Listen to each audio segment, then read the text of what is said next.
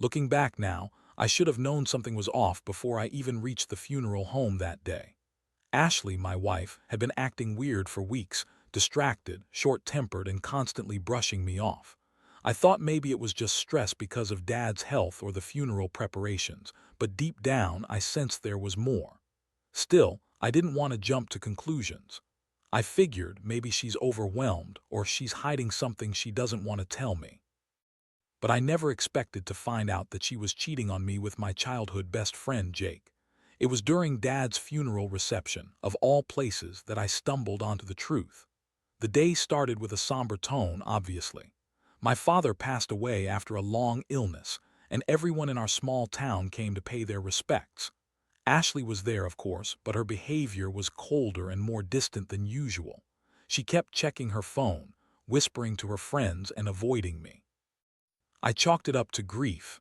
Everyone handles death differently. But as the day went on, I noticed she was sneaking off more often, disappearing for what felt like minutes but probably was longer. That should have been my first red flag, but I told myself maybe she needed a moment alone or was talking to another relative. Later that evening, the reception moved to the funeral home's private office, a small, dimly lit space meant for family meetings or private conversations. I was talking with my cousin Mike when I saw Ashley go inside with Jake. My heart froze. They weren't just chatting, they looked intimate. Ashley was pressed close to him, her hand on his thigh, and he was leaning in, whispering something that made her giggle. I couldn't believe what I was seeing. My wife, my best friend, together in that small, secretive space, acting like they had no care in the world about the fact that I was standing just outside the door, probably about to find out everything. I stood there, stunned. My mind raced. I didn't want to believe my eyes, but the sight was undeniable. Ashley's face was flushed, her hair slightly disheveled, and Jake's hand was practically on her waist. I remember feeling something cold and heavy sinking in my chest, like a stone I couldn't remove. I wanted to burst in, to shout, to confront them right then and there, but I couldn't. I was frozen, watching the two of them pretend they weren't caught. That moment, I realized my wife had been lying to me for months, maybe longer. She'd been cheating on me with someone I trusted, with Jake, the guy I grew up with, the guy I thought I knew. My first instinct was rage. How could she do this, especially now? My father was barely cold, and she was already sneaking around, betraying everything we stood for. I wanted to storm in and rip her apart, but I held back. Instead, I turned around and walked away, trying to process what I'd just seen. I didn't want to scream at her in front of everyone, but inside I was boiling. I felt betrayed, humiliated, and deeply hurt. How long had this been going on? Was it just a one-time thing, or had they been sneaking around for months? The questions spun in my head like a tornado, but I knew one thing. I couldn't keep pretending I didn't see this. I had to confront her, and I had to do it soon. I didn't sleep that night, not really. I kept replaying the scene. Over and over, Ashley and Jake, so close, so intimate, like they had no concern for what I might be feeling. It was a brutal blow to my ego. How could she betray me this way? We had our issues, sure, but I never thought she would actually cheat on me. Not with him. Not with Jake, the guy I grew up with, the guy I used to trust more than anyone. And yet there it was, plain as day. My wife, my supposed soul mate, was screwing my childhood best friend behind my back. The next morning, I was a wreck. I couldn't concentrate, couldn't focus on anything, but that image seared into my mind. I kept asking myself why. Why her? Why did she choose to do this at the worst possible time? The funeral was already a nightmare, and now I was hit with this betrayal, like a slap to the face that knocked all the air out of me. I wanted to confront her that morning, but part of me hesitated. I knew I had to be careful. I didn't want her to lie her way out of it or deny everything. I needed proof, something concrete, before I said a word, so I started digging. I didn't want to be obvious, but I knew Ashley's phone was my best shot. I waited until she left the house to go shopping, then I grabbed her purse and started searching. I knew deep down I'd find something, texts, pictures, maybe even a timestamp on something that would confirm what I saw.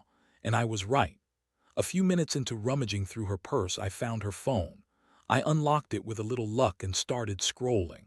What I saw made my stomach turn. Text messages, of course, but not just casual ones. There were flirty messages, suggestive photos, her in bed, Jake's hand on her thigh, her laughing at his stupid jokes. The worst part, they'd been going on for months. I found receipts for hotel stays, secret calls logged at hours when she'd told me she was tired or busy with errands. It was all there, laid bare. I couldn't believe she'd been lying to my face for so long, pretending to be the perfect wife, while she was sneaking around with my best friend.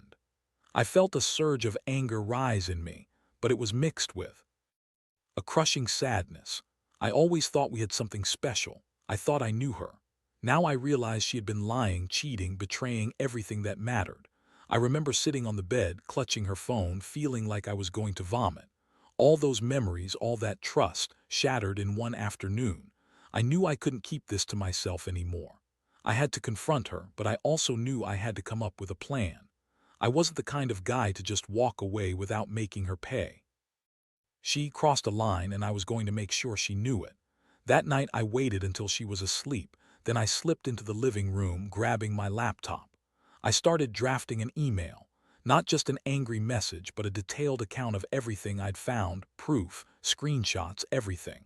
I wanted her to see that I knew the truth. I wanted her to feel the weight of her betrayal. I also wanted her to understand that I was done playing the fool. If she thought she could cheat on me, lie, and then go back to her life as if nothing had happened, she had another thing coming. I wasn't going to be the guy who gets cheated on and just takes it. No, I was going to settle this once and for all. I knew what I had to do. There was no way I could stay married to someone like her after this. Not after she had lied so blatantly, broken every vow we ever took. I wasn't sure what the future held, but I was absolutely certain I needed to cut her out of my life for good. The pain was overwhelming, but somehow I knew I had to be strong. This was going to be the turning point. I just didn't know how I was going to get through it. After I finished the email, I sat back for a long moment, staring at the screen, feeling numb but somehow relieved that I finally had the truth. I sent it to her phone, then shut everything down. I figured she'd wake up and find it, and that would be the moment I finally confronted her face to face. That night I lay awake, trying to prepare myself for what was coming. My mind kept racing. Part of me wanted to believe she'd somehow deny everything, that she'd come up with some pathetic excuse. But deep down, I knew the truth was out, and there was no way she could spin her way out of this one. The next morning, everything changed. I heard her moving around the house, trying to act normal like she didn't know I knew. But I wasn't going to let her get away with it. I called her into the living room, calmly but with an edge of coldness I'd never shown her before. She looked nervous, fidgeting, like she was caught in a trap. I could see the panic in her eyes when I handed her my phone. "You want to explain this?" I asked, voice steady but tight. Her face went pale, and then she started her usual bullshit, lying, contradicting herself, trying to deny everything. She said it was all a misunderstanding, that Jake was just a friend, that she only kissed him once, that it meant nothing. She called me paranoid, jealous, insecure. The words spilled out of her mouth like poison, trying to twist everything into my fault. "You're overreacting," she snapped.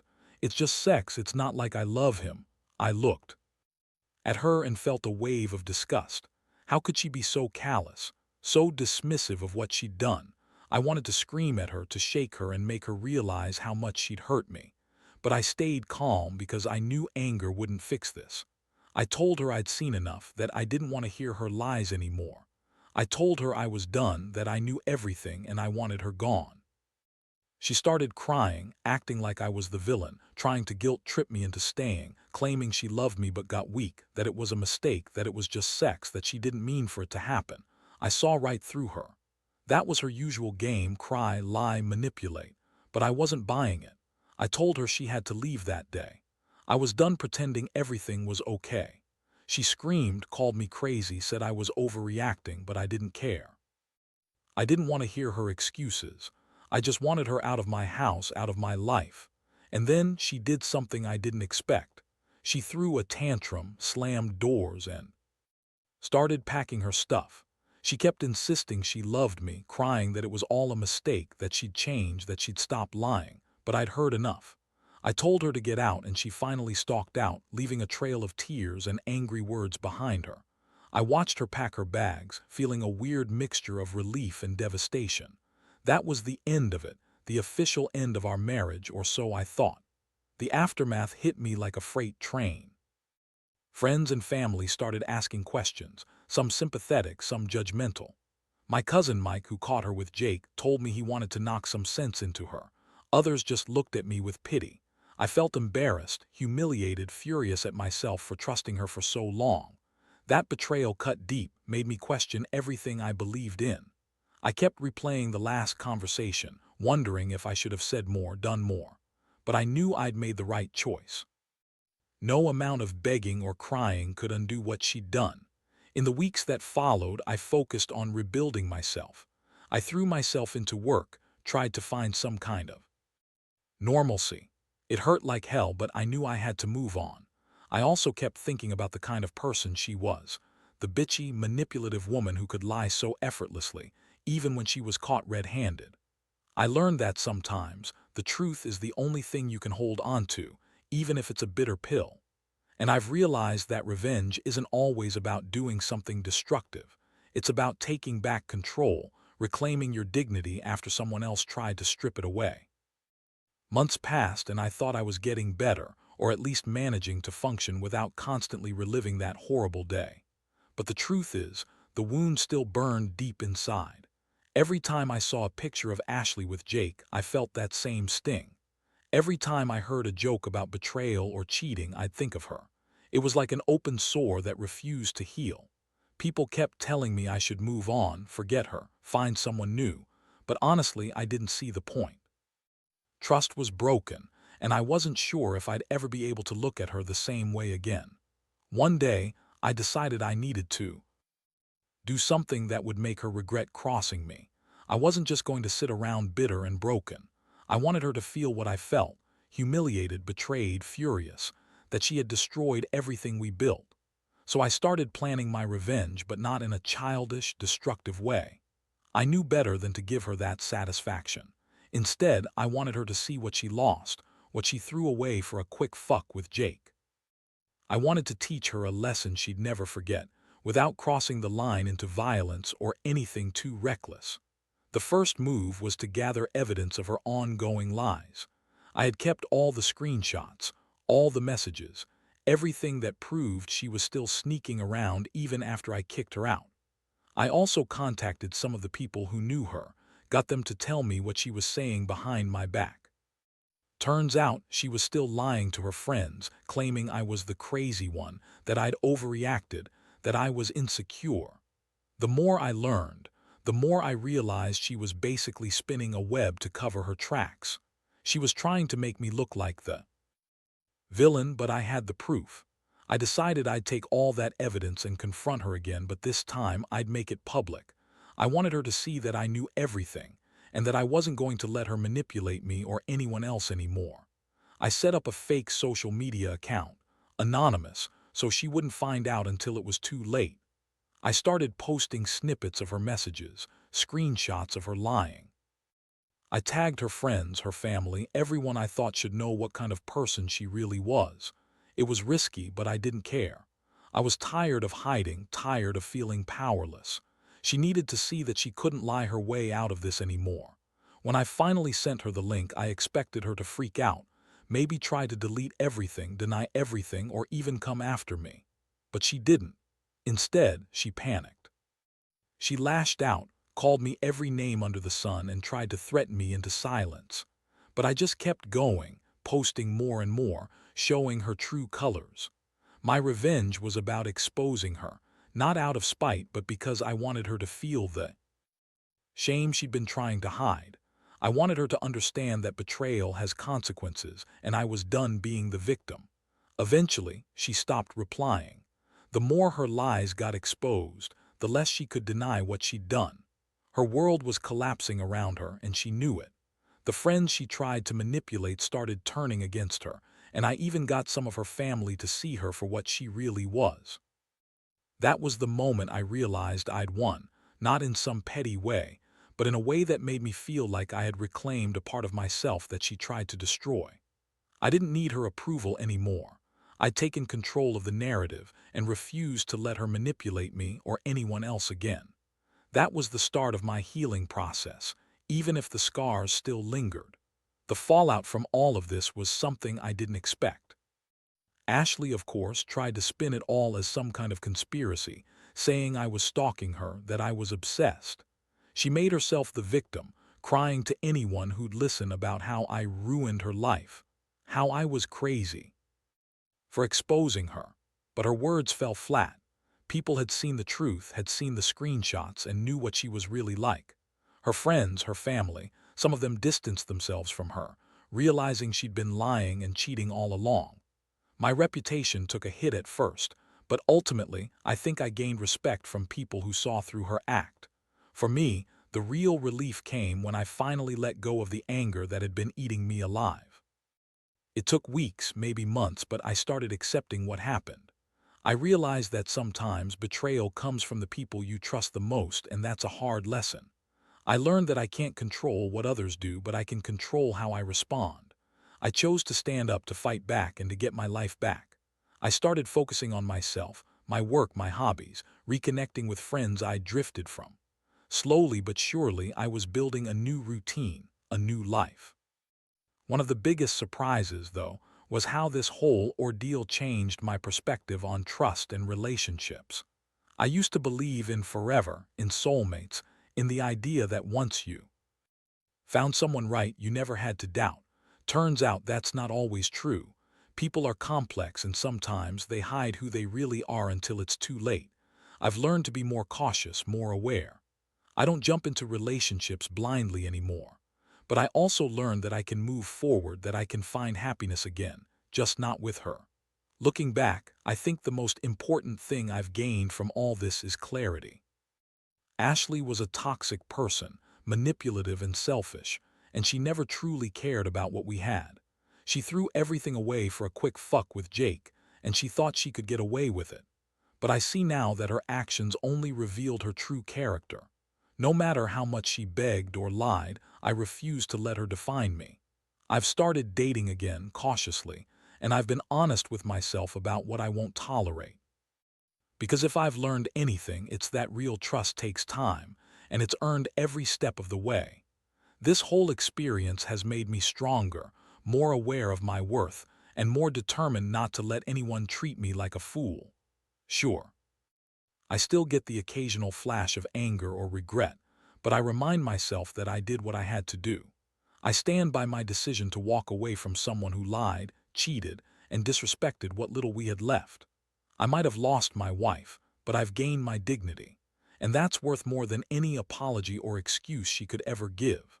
Now, looking back, I realize that what hurt the most wasn't even the betrayal itself. It was the fact that I ever trusted her in the first place. I was naive, thinking that the person I married truly cared about me, about us. But trust, I've learned, is fragile.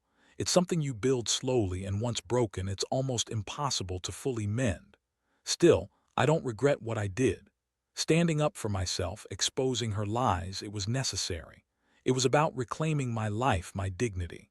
I've had to accept that some people aren't capable of genuine loyalty, no matter how much you want to believe in them. Ashley was that kind of person, selfish, manipulative, willing to throw everything away for her own pleasure. The hurt she caused still lingers, but slowly I'm learning to live with it. I don't hold her in my thoughts anymore, except to remind myself why I chose to walk away. Every day, I focus on healing, on rebuilding what she tried to destroy. What I want anyone reading this to understand is that betrayal cuts deep, but you don't have to let it define you. You can choose to be stronger, smarter, more cautious. You can learn from it. I've found that the best revenge isn't revenge at all.